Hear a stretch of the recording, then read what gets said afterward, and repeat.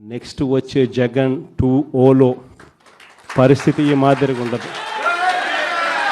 రేపు పొద్దున జరిగే ప్రతి విషయంలోనూ వైఎస్ఆర్సీపీకి కార్యకర్తే నెంబర్ 1గా ఉంటాడని మాత్రం ఖచ్చితంగా. ఎవడెవడైతే మీకు అన్యాయం చేశాడో పర్వాలా, అన్యాయం చేయండి, చేయించుకుంటాం, టైం మీది, కానియండి, కొట్టండి అని చెప్పండి. ఆడు ఎవడు ఏం చేస్తా ఉన్నాడో పేరు రాసుకోండి.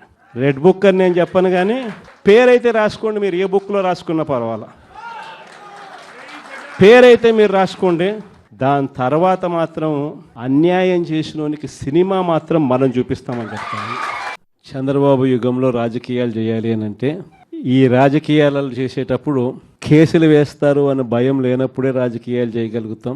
జైళ్ళకు పంపినా కానీ పర్వాలేదు చంద్రబాబు, నిన్ను ఎదుర్కొంటామనే ధైర్యం ఉంటేనే రాజకీయాలు చేయగలుగుతాం. అలా ఉండగలిగిన తెగువ ఎవరికైనా ఉంటేనే రాజకీయాల్లో ఉండగలగాలి. రైతు అని చెప్పి ఎప్పుడైతే చూశాడో, నీకు 26,000, నీకు 26,000, నీకు 26,000 అన్న మొదలుపెట్టాడు.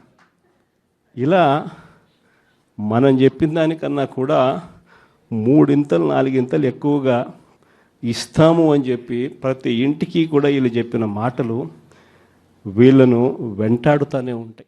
ప్రజలు కూడా ఏ స్థాయిలో చంద్రబాబు నాయుడిని ద్వేషించుకుంటా ఉన్న పరిస్థితి ఉంది అని అంటే, ఆ ద్వేషం ఈ స్థాయిలోకి ఇప్పటికే సంవత్సరం కాలంలో